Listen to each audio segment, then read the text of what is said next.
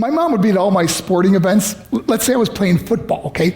My mother would be on the sidelines, and if the play on the field started going one way, my mother would run along like, Mark, get him, get him. I'd be like, oh my gosh.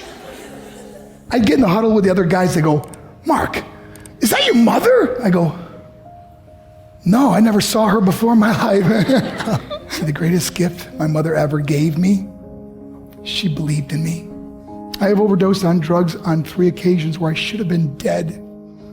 But I believe I was kept here for a reason. You show me your friends, I will show you your future. How do I know this? I hung out with losers, and I became the biggest loser of them all because I gave up everything I dreamt about as a little boy because of who I chose to surround myself with. My friends would drive me home at 2, 3, 4 in the morning. We'd be drunk and high, laughing in the car.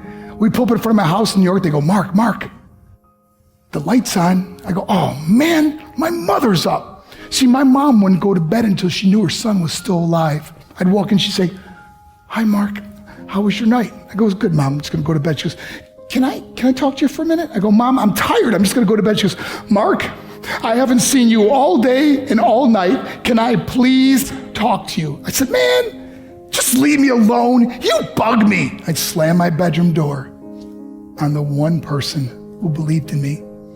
I was on a worldwide tour and we were wrestling overseas in Japan. After my wrestling match, I went upstairs in my hotel room and I fell asleep. There was a knock at my door at 3 o'clock in the morning. I got out of bed, I looked through the safety window and I could see it was a Japanese promoter. So I opened the door and he said, Mark, you need to call home. There's been an emergency. I went and got on the hotel room phone. I called back to the United States. I said, hey, what's going on? They said, Mark, I don't know how to tell you this. I said, just tell me what happened. I suddenly started crying. They go, Mark, I can't tell you. I said, just say it. They said, Mark, your mother died. I just threw the phone down. I ran out of my hotel room. I took the elevator to the lobby, and when the doors opened up, I just ran out into the street. I mean, there was no cars, there was no people. It was 3 o'clock in the morning.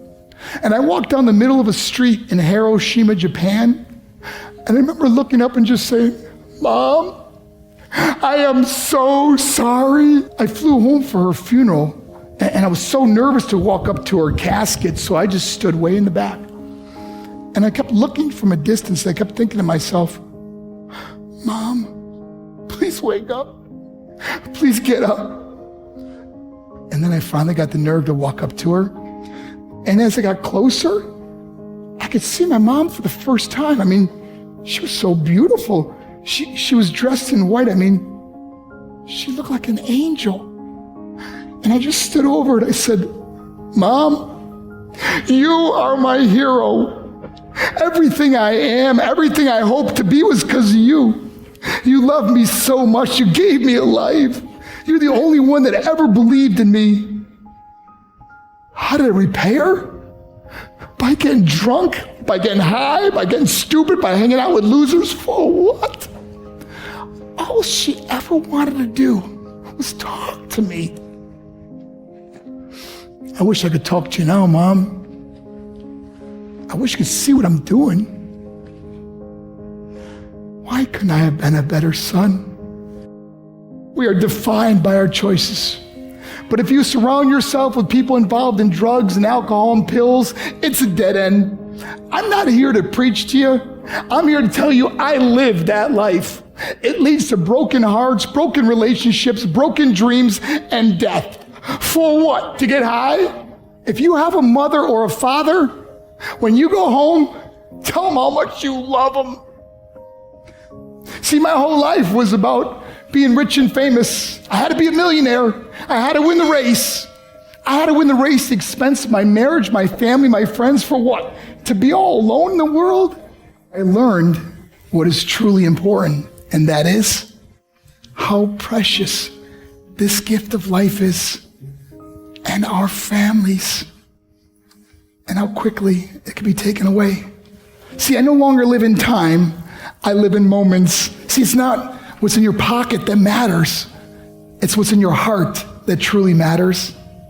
Love Love is just a word until somebody comes along and gives it meaning. You're the meaning.